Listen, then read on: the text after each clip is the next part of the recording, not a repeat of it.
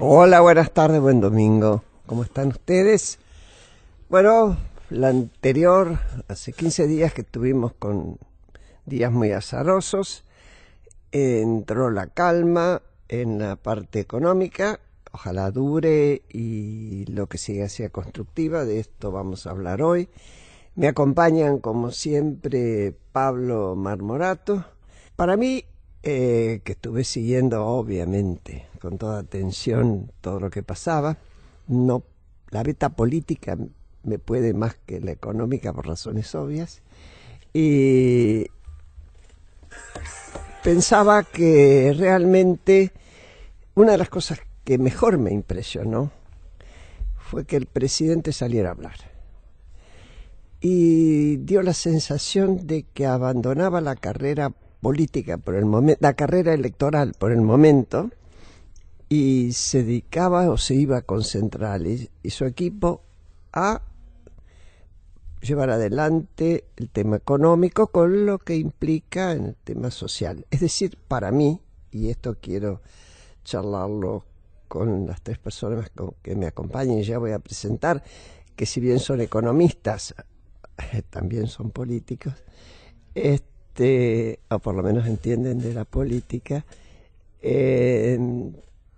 Creo que fue importante que se entendiera que cuando la economía no nos da buenas noticias o no todo lo buenas que uno querría, hace falta más política, por lo menos a mi criterio. Esto voy a charlarlo con Gustavo Marangoni, que es licenciado en Ciencias Políticas, ustedes ya lo conocen, estudió en la Universidad de El Salvador, tiene un máster en Relaciones Internacionales de Flaxo y fue presidente del Banco Provincia hasta el 2015. Hoy dirige la consultora MIR Asociados y además es socio del Club Político Argentino, lo cual le da un lustre terrible. Sí, sí, señor.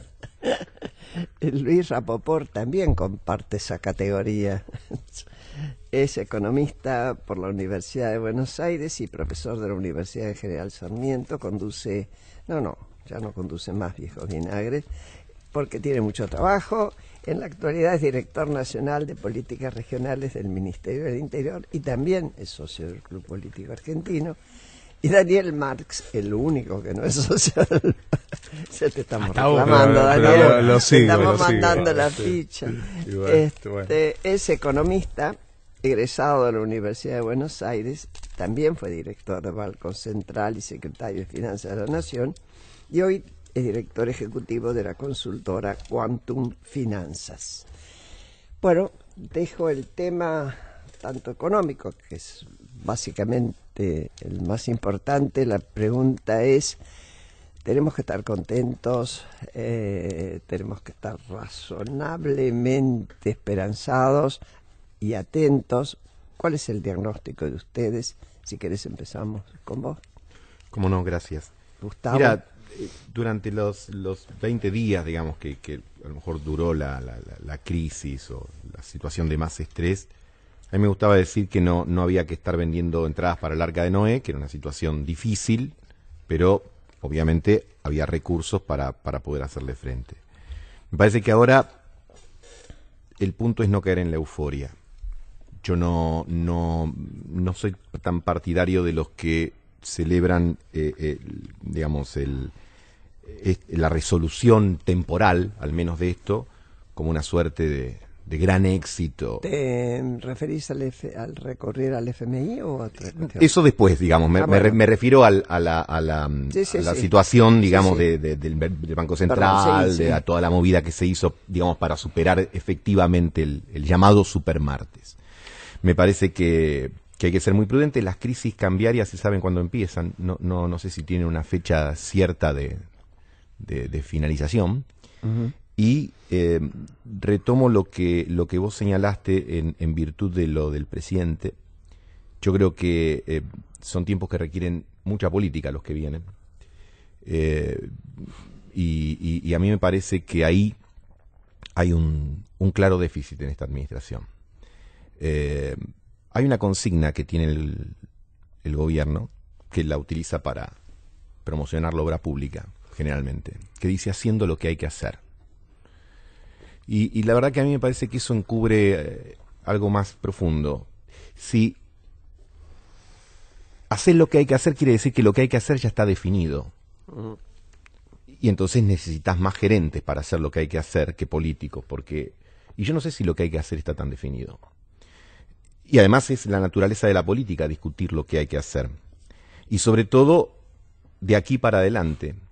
Entonces, me parece que sería muy saludable que las fotografías que se vieron de avesados ministros y funcionarios que tiene este gobierno, muy hábiles en la forma de hacer política, realmente se incorporen y tengan más protagonismo. Ojalá sea así. Vos decís Rogelio Frigerio, por ejemplo, Emilio Monzó, que no Sanz, es ministro, etcétera. Digo, y hay mucho, digo, no podría ser tan discrecional de decir eso sí, hay un montón más, indudablemente. Porque, y ahí incorporo el tema que vos decís del fondo. Yo creo que el fondo, más allá de que mi opinión personal es que se recurre demasiado rápido y habría otras alternativas, pero ya convocado y estando el Fondo Monetario Internacional en la escena política, me parece que va a ser más difícil cualquier tipo de acuerdo gobierno-oposición, porque el fondo, al margen de las otras consideraciones de carácter técnico que se pueda dar, tiene un rechazo en la opinión pública argentina que supera el 75%. Eso a nivel de encuestas es unanimidad. Sí. Por lo tanto, eso está ahí. Y me parece que para cualquier, inclusive para los sectores de la oposición más razonables en estos 2 años y medio que han contribuido decisivamente a la posibilidad de sancionar leyes, la presencia del Fondo Monetario Internacional es un elemento muy distorsivo. Bueno, ¿quién de los dos? Daniel, vos que sos un invitado por primera vez, dale. Bueno, un par de comentarios ahí. Yo creo que si bien las últimas semanas hubo episodios así de mucho más tensión, esto ya venía incubándose. Y se notaba, entre otras cosas, porque el llamado déficit de la cuenta corriente de la balanza de pagos venía creciendo de manera sostenida. En un ambiente donde simultáneamente existía una percepción que, entre comillas, el dólar estaba barato y abaratándose. Y esto se veía a través de las compras de divisas que registraba el mismo Banco Central de manera diaria. Después hubo muchas cosas que creo que contribuyeron a generar confusión. Digamos, entre otras, si teníamos o no un régimen de tipo de cambio flotante que se había vendido, entre comillas, como algo que se incorporó con esta administración, que era distinto del pasado, y que nos permitía evitar los dramas que Argentina tuvo en otras ocasiones de, por ejemplo, corrida cambiaria. Y bueno, para nombrar algunas, pero mi impresión es que, bueno, en estas circunstancias es bueno tener una guía siempre. Es bueno que se hable y se explique la racionalidad de lo que se quiere hacer. Pero esta calma que se nota en el curso de la semana que acaba de terminar, es una calma relativamente frágil. No hay que asustar, digamos, porque también comparado con otros momentos de crisis... Pará, que ya nos pusimos a temblar. No, por eso iba a decir, comparado con otros momentos de crisis tenemos, para ponerlo bien claro, tenemos el cuero duro. Se habla de la tasa de interés de Estados Unidos que subió. Subió la de 10 años, poquito más del 3%. Cuando Argentina tuvo esas llamadas crisis en serio de balanza de pagos, estaba entre 7 y 15, digamos, y muchas veces más 15 que 7. La soja está al doble de lo que se vivió y más de lo que se vivió en el 2001, que es el ingreso. Esa es la sangre, es la herida que sangra. Claro, no, por eso quiero decir que las condiciones objetivas internacionales no son. Pero también es cierto, Daniel, que la cosecha de este año, desgraciadamente todavía dependemos de la soja, fue menor, ¿no?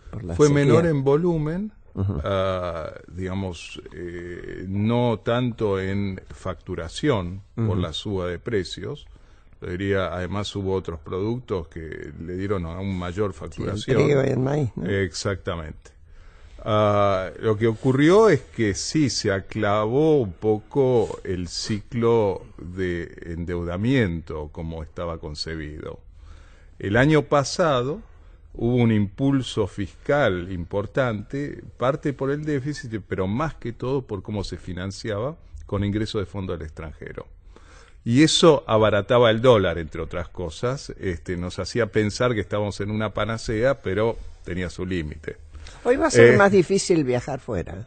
Va a ser más caro. Más caro exactamente, fuera, ¿sí? Sin duda. El peso está más fuerte, digamos. Sí, el dólar está más fuerte. Está bien, pero el peso nuestro... sí, allá, necesitamos más pesos para adquirir lo mismo en el exterior. Pero, digamos, por otro lado, recuperaremos algo del desequilibrio que se estaba montando en esta balanza de pagos, que también era un límite, y es en Argentina el límite duro, como en otros países. Entonces yo creo que, bueno, acá nos queda una tasa de interés muy alta, nos queda la posibilidad de recuperar el financiamiento, porque yo creo que no está cortado tanto, sino que otro que no sea del FMI. Exactamente, sí. Sí, ahí hubo como una indigestión en los mercados, para llamarlo de alguna manera. El tomar 9.000 millones... del recurso al FMI, ¿qué opinas vos? Sí, ¿De recurrir a...? Si me permitís un segundito. El tomar los 9.000 millones de un saque fue un movimiento de vivo, pero no fue barato, digamos, porque después dijeron vamos a vender porque me dieron mucho más bonos de lo que quería, y empezó la venta y la suba de las tasas de interés, vinculada particularmente a Argentina, mucho más allá del resto del mundo. Respecto al FMI, ir al FMI es un recurso muchas veces de última instancia. Decía, las circunstancias me parece que no necesariamente ameritaban usarlo ahora. Y lo que había que hacer es lo que en parte se está haciendo, y no se necesita el FMI para eso. Alguno dice, bueno, pero el FMI trae financiamiento y da la sensación que aumenta las reservas. Pero, digamos, cambiado el precio del dólar, se frena la salida de reservas. Y el financiamiento, yo creo que había algunas otras posibilidades. Luis, te veo serio por primera vez, o dormido una vez. Más dormido que serio. Ayer fue el Día de Europa. Bueno, se festejó el Día de Europa. El día de la Declaración Schuman fue hace una semana y bueno, me invitaron y después me quedé hasta bien tarde charlando con la gente. Todavía te dura. Así que todavía me dura. Bueno, dos reflexiones. Primero, me da un poco de pavor, digamos, hablar de macroeconomía estando Daniel, porque él sabe de verdad, digamos, y yo miro la economía desde plazos más largos, ¿no? La sensación que yo tengo es que... Luis, la economía, vos sabés, que tiene mucho que ver con el comportamiento humano, no es... No, sin duda, pero la macro de corto no es lo mío, más bien, como decirte, estoy en contra de la macro de corto, me parece que es una mirada que no me gusta, ¿no? Pero bueno, de todas maneras me meto. La percepción que yo tengo es que cuando va a poner una figura, que es la figura de los palitos chinos, solo que en lugar de 40 o 50 palitos chinos, no sé cuánto tienen los palitos chinos, cuando asume este gobierno había 1000 palitos chinos, todos arrevesados. Y vos mirabas todo lo que hay que hacer, o sea, un cambio del sistema de precios relativos, bajar la inflación, bajar el déficit fiscal, recuperar la cuenta digamos, corriente de balanza de pagos que ya estaba deficitaria, bajar la pobreza y aumentar la rentabilidad empresaria para que, digamos, el país de alguna forma se mueva. Y yo te digo que cualquier palito que vos tocabas, se caía algún otro y te aparecía alguien y te decía, moviste, ¿no?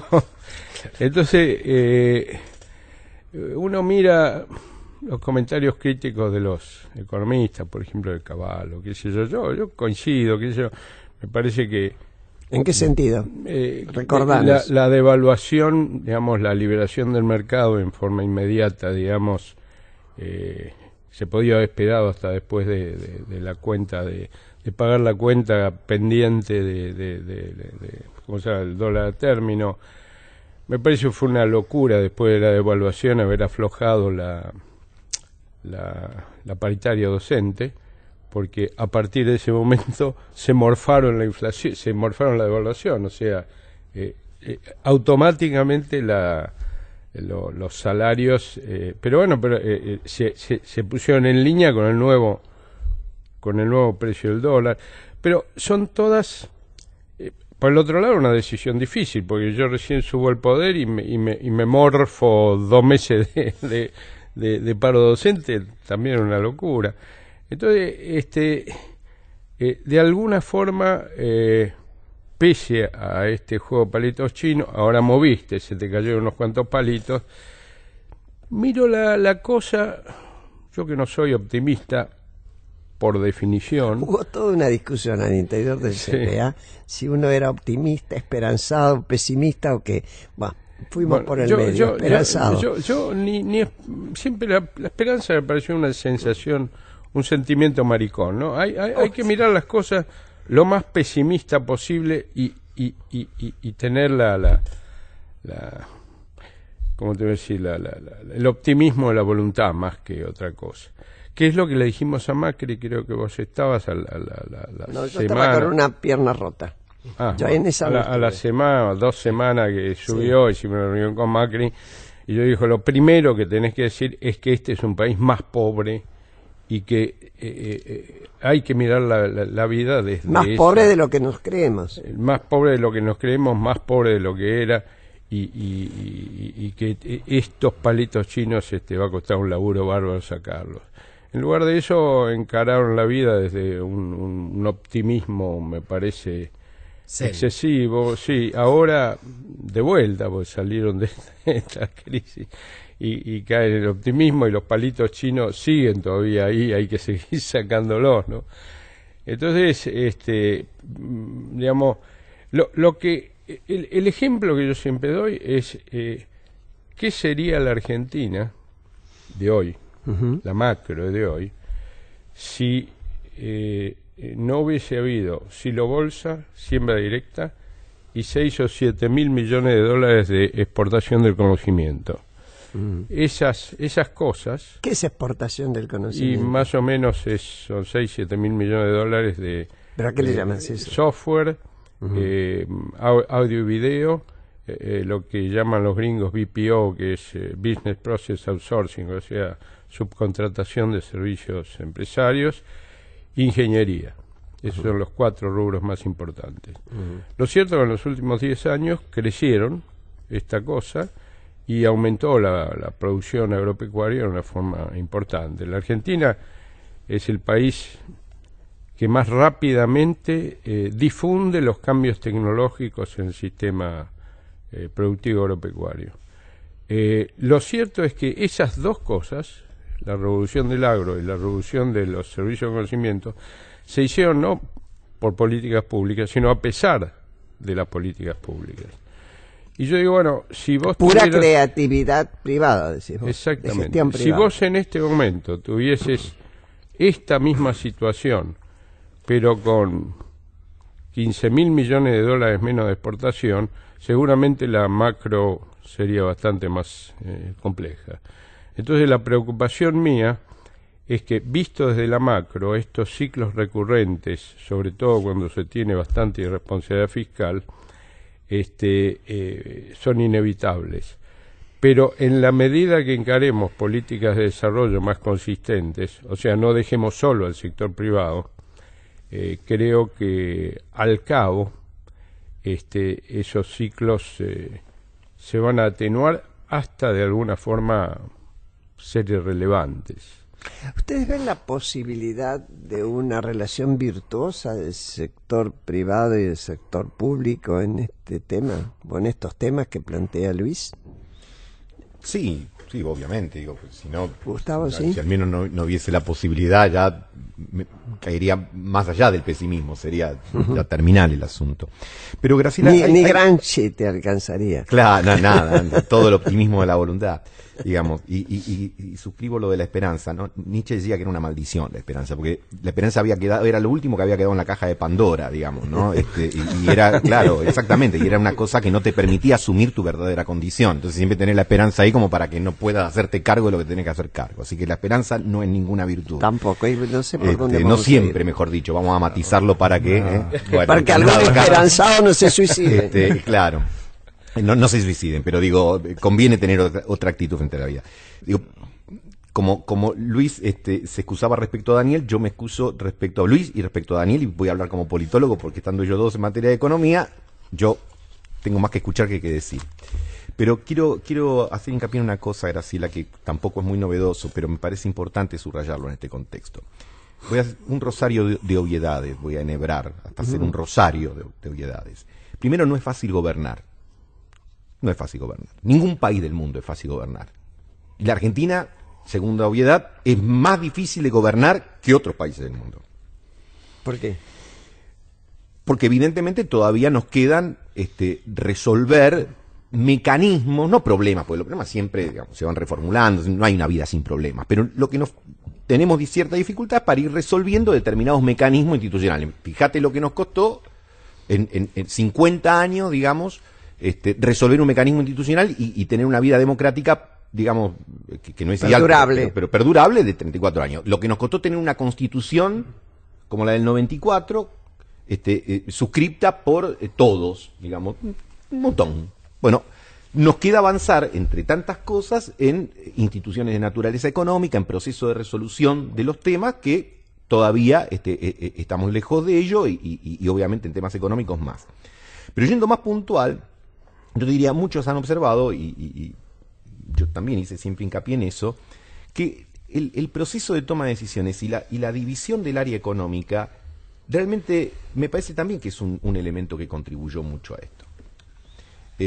Obviamente está en la facultad del presidente elegir la forma que quiere organizar su equipo, él ganó las elecciones, eso está fuera de toda discusión, pero me parece que no contribuye el hecho de tener muchos referentes, porque pasa lo que pasa. Es decir, cuando vos tenés que analizar las cosas y los problemas y las situaciones, cada uno te va a decir, mira, yo mi parte la hice, la culpa es de Daniel, no, la culpa es de Luis, la culpa es de Gustavo, la culpa es de Graciela, de Pablo, etcétera. Y vos en un momento necesitas que ese proceso se reduzca a una unidad. Y yo creo que ahí se ha planteado como un falso dilema entre o un gabinete económico de 6 protagonistas o un superministro. Y no tiene por qué ser eso. En el medio está el ministro. Digamos, un ministro que en última instancia además coordine con el Banco Central. Porque también a veces estamos discutiendo si el Banco Central tiene que ser autónomo, independiente o absolutamente heterónomo a la voluntad del Poder Ejecutivo. Yo creo que conocimos un Banco Central heterónomo totalmente con el Poder Ejecutivo, no es bueno. Porque el Poder Ejecutivo, cuando puede, manotea todo lo que puede de los bancos. Digamos, si yo fui presidente de un banco, así que si no te cuidás, te pasan por encima. Te pasan por encima.